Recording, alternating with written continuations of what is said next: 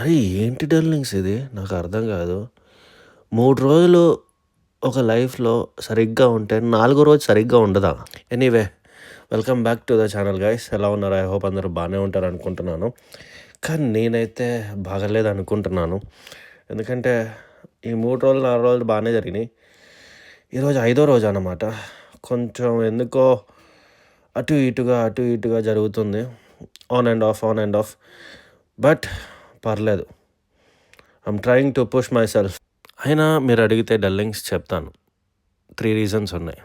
ఏంటంటే ఫస్ట్ వచ్చేసి అయితే హెల్త్, జలుబు. ఇది ఎందుకు వస్తుందో ఎందుకు వెళ్ళిపోయిద్దో అసలు తెలియదు, పిచ్చెక్కిపోయిద్ది. సెకండ్ వచ్చేసి ఫైనాన్షియల్ డిస్టర్బెన్సెస్. థర్డ్ వచ్చేసి mental peace. Obviously financial disturbance ఉన్నప్పుడు మెంటల్ పీస్ ఎక్కడి నుంచి వస్తుంది? సో ఈ రెండింటికి super sync brothers and sisters లాగా ఇల్లు.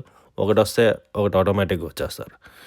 సో ఏదేమైనా సరే మనకి వర్కౌట్ చేసుకోవాలి అని చెప్పి కొంచెం ఓపిక చేసుకొని, కొంచెం ఊపు తెచ్చుకొని గట్టిగా జిమ్ కంటూ బయలుదేరాను. దట్ టు మిడ్నైట్ 11 వెళ్ళాను అనమాట.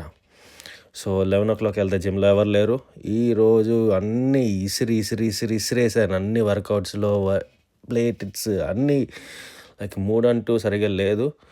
But I push my hard to do a work out.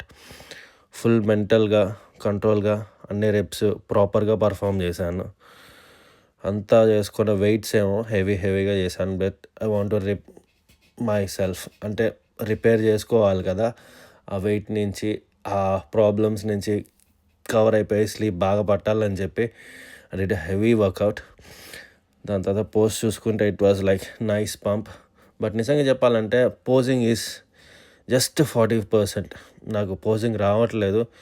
ఎట్లా నేర్చుకోవాలన్నది ఐడియా రావట్లేదు. I'm just watching the every influencer reels and everything.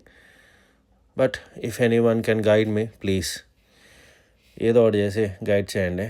Till then see you again.